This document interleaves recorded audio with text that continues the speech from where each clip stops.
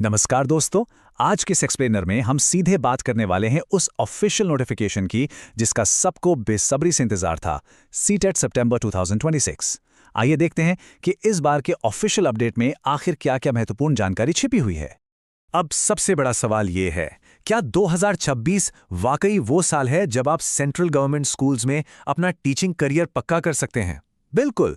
ये उन सभी एस्पायरिंग एजुकेटर्स के लिए एक सुनहरा मौका है जो इन इंस्टीट्यूशंस में अपने लिए एक सॉलिड जगह बनाना चाहते हैं। इस पूरे एक्सप्लेनर में हम क्या क्या कवर करेंगे, बस यही 5 चीजें।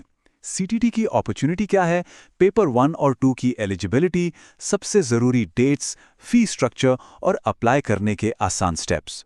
ये रोड मैप पूरी प्रोसेस को आपके लिए एकदम सिंपल बना देगा।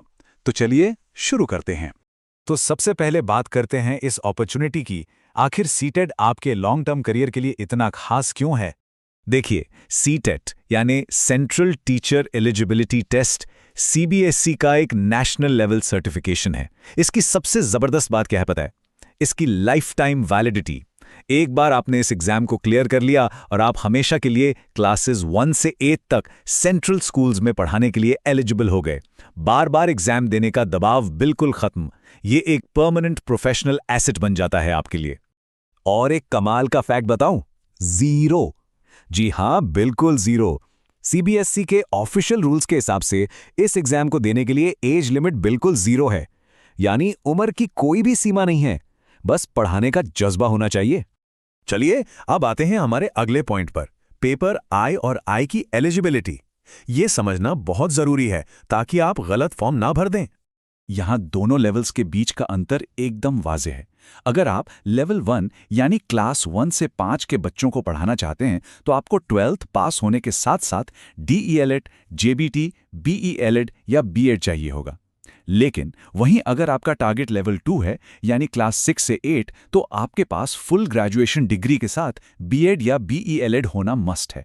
सिंपल सी बात है, अपनी पढ़ाई के हिसाब से अपना सही पेपर चुनिए। अब बढ़ते हैं तीसरे और सबसे क्रूशियल हिस्से की तरफ, एग्जाम डेडलाइंस। क्योंकि देखिए, अगर डेडलाइन मिस हो गई तो पूरा एक एग्जाम साइकिल हाथ से निकल जाएगा। ध्यान से सुनिए इन डेट्स को। 11 मई से ही अप्लाई करने की शुरुआत हो रही है। उसके ठीक 1 महीने बाद यानी 10 जून लास्ट डेट है। इसी दिन तक आपको अप्लाई भी करना है और फी भी पे करनी है।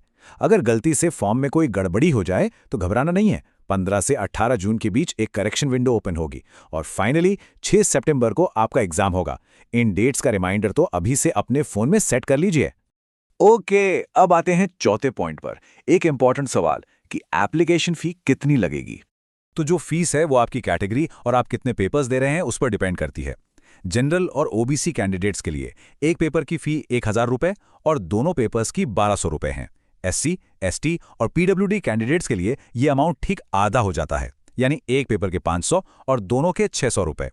यहाँ एक क्लियर सा एडवांटेज दिख रहा है कि अगर आप एलिजिबल हैं तो दोनों पेपर एक साथ देना फाइनेंशियली ज्यादा समझदारी का काम है। और अब आखिर में देखते हैं कि अप्लाई करने के एग्जैक्ट स्टेप्स क्या हैं। पूरी प्रोसेस एक्चुअली बहुत स्ट्रेट फॉरवर्ड है। ये 6 आसान कदम हैं जो आपको लेने हैं। सबसे पहले ऑफिशियल पोर्टल ctet.nic.in पर जाएं। वहां अपने ईमेल और मोबाइल नंबर से नया रजिस्ट्रेशन करें। फिर आराम से पूरा ऑनलाइन फॉर्म भरें। अपने सारे ज़रूरी स्कैन्ड डॉक्यूमेंट्स जैसे कि फ़ोटो और सिग्नेचर सही साइज में अपलोड करें। फ़ी की ऑनलाइन पेमेंट करें और सबमिट करने के बाद फाइनल फॉर्म का एक प्रिंट आउट ज़रूर निकाल लें। एक सिक्योर रिकॉर्ड अपने पास होना ज़रूरी है, राइट? तो सारा खेल अब आगे आपके हाथ में है।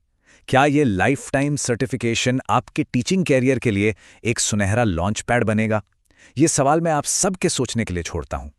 हमने लगभग सारी इंपॉर्टेंट बातें यहां कवर कर ली हैं। The full notification link is available in the description.